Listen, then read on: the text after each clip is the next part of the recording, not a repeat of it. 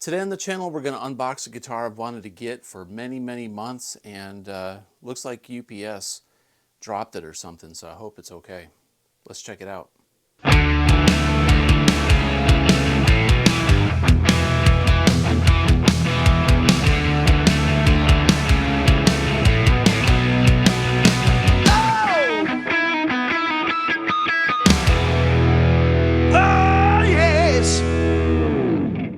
Hey everybody, welcome back to the channel. We're going to unbox a cool Van Halen guitar today on the channel. This is a story of, those situations where, if you've ever had one, where you should have bought a guitar, you miss out on the opportunity, you pass on it, and then for years, maybe months, weeks, who knows how long, you regret that you never purchased the guitar, right? So then you spend months looking for that same guitar and you can't find it. This is one of those situations. So many months ago, I reviewed a 5150 on the channel, and it was used at a decent price, and I passed on it. I didn't buy it. I just reviewed it. Sorry for all the packing noise here. So I've been looking, and these 5150s sell new for $17.50, which in my opinion is a little too much money, right? So I'm always looking for deals. And still, the used pricing on these have been around $1,400, $1,350. Well, Guitar Center recently ran 10% off used items, which they almost never do. Used items above $499. Sorry to get my hand in the way there. And they didn't have any of these online. I kept looking. I've been looking for months for this guitar. Well, the last day that they had their 10% off sale on used items, 2 of these guitars showed up.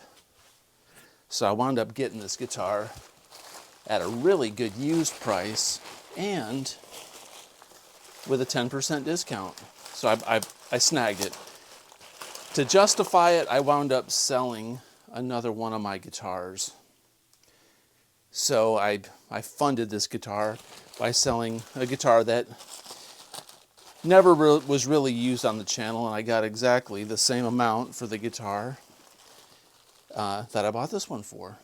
So I'll reveal, I wound up getting this guitar for about $1,100 plus tax, which is not bad. Okay, so anyway, let me fight with this. This bubble wrap does not want to come off. They packed this thing really well. I was a little bit concerned because the box was damaged right here, and I was like, well, maybe the neck is broke or headstock or something, because it can happen. It can really happen.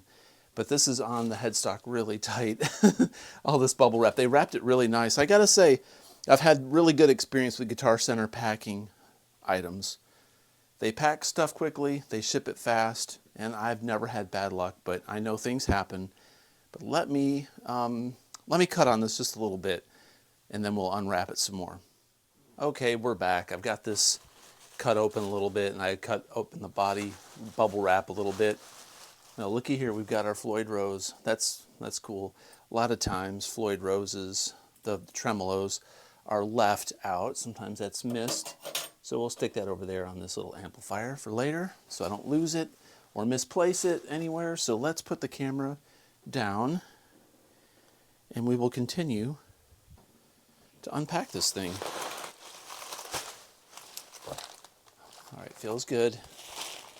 Normally I do these unboxings on a different table in a different location, my studio, but I wanted to change things up just a little bit for this one. I may start doing my unboxings up here. All right, there she is. I love the paint that are on these 5150s. It feels so good. All All right, let's take a look at this before we unwrap this neck. The neck still has this paper on it. Very often you see when these are online used, they're labeled wrong. You'll see 5150 stripe series. You'll see sometimes the Frankie listed as a stripe series or a 5150. Some people put these decals on the Frankie. Sometimes they put them on the stripe series. And you gotta be careful because the mustache isn't on here like the Frankie. This is not a gloss finish like the stripe series guitars. These are always more expensive, and I'm not sure why, if it's the paint and if they just charge more because they can. I'm not sure why, but these hold value more and are a little bit more expensive than the gloss finish stripe series that you can get in white, yellow, or red, white, and black. The 5150 is my favorite Van Halen guitar. I love the Frankie. I love the 5150 model, the body style, and the headstock. I've got just a huge love affair with Live Without a Net and this guitar design and the way it looks. I love the paint. Just the feel. It's like a matte, satin matte. I don't know what it is. But you always have to look right here. That's one way you can always tell if it's a 5150 stripe series and if it's not gloss. And it's got this. This is how I always look. The very first thing I look for when people list them is the way these cross over and the way this area. That's easily identifiable in the paint and in the stripes. That's just my goofy way of testing it and figuring it out. Looks like this guy that owned it before me put the little hooks on it rather than the strap buttons, which that's fine with me. All right, let me undo some of this wrapping a little bit and then we'll unwrap the neck. We'll take a look at that. I'll prep it first. Okay, to avoid a lot of crinkling and mistakes and different things, I went ahead and got this undone and cut a little bit. Sorry for the poor camera moving around here a little bit. I'm trying to do this with one hand, but I'm going to set the camera down here on the tripod and we'll take the wrapping off of this neck. Hopefully it's not too noisy and annoying for everybody. Okay, there it is. I love this headstock. Yeah, it's not exactly like the 5150 headstock, probably due to patent and copyright rules, but it's just so nice. I love it. And the guitar that I demoed many months ago sounded and played so good. I've always regretted not getting it.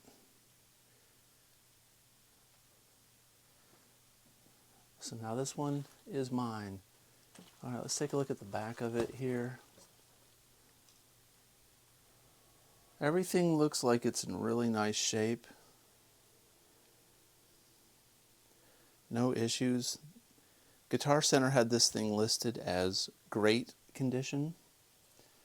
I would go as far as to say this thing is in excellent condition.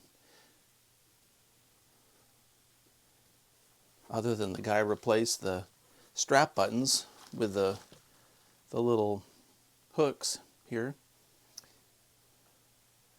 which, I'll probably keep those on there. You can put a regular strap over these things and it doesn't matter. You can obviously buy the hooks. The EVH straps have the hooks on them too, so maybe I'll just do that.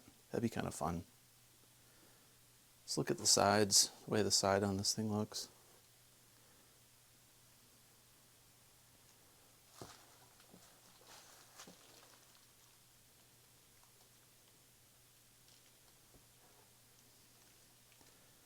Everything looks as it should.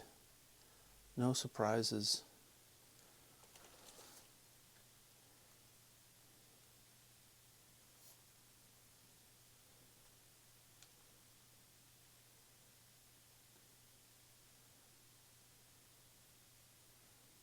Neck plate with a serial number on it.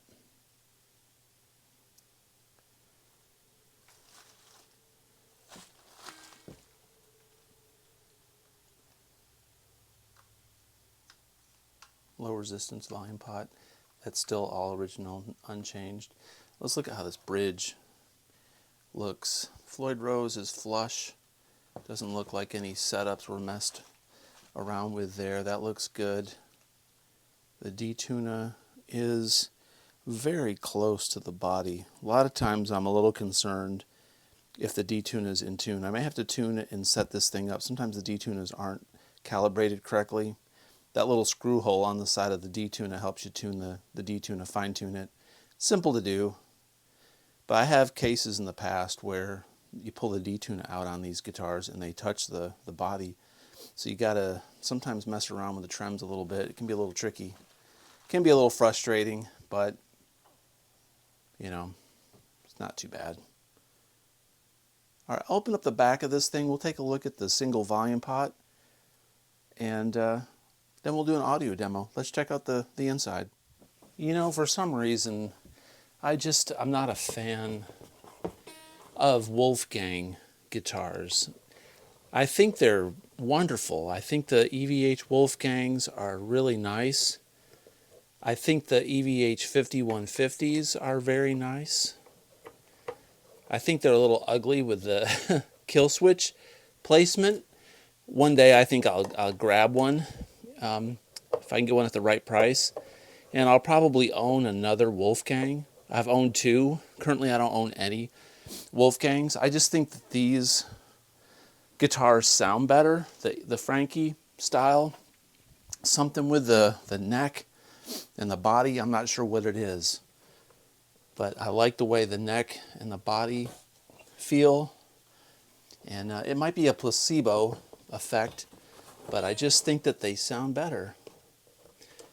I don't think this plate's ever been off this guitar. I need one of those suction cup tools where you just pull the plate out. Give me a minute, I'm going to pull this plate off and we'll get a better look at the single volume pot. Okay, so nothing major. There we go, the single volume pot. Nice and clean. And the ground wire. Looks like they've got it shielded. And the back of this plate that came off of it's got the shielding on it as well. Everything on this guitar looks as it should. It's in very, very nice shape. It's really just a rock and roll machine, man. It's designed for one thing, and that's just straight up rock and roll. That's what I love about it. No frills. And I'm really happy I've got one now back in my arsenal, or finally have one in my arsenal, I should say. I need to do a video where I compare the Frankie and this one, just for fun.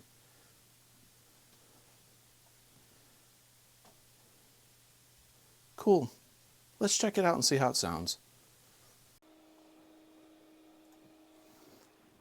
Okay, and we are rolling. So let's check out this awesome guitar. This thing sounds fantastic.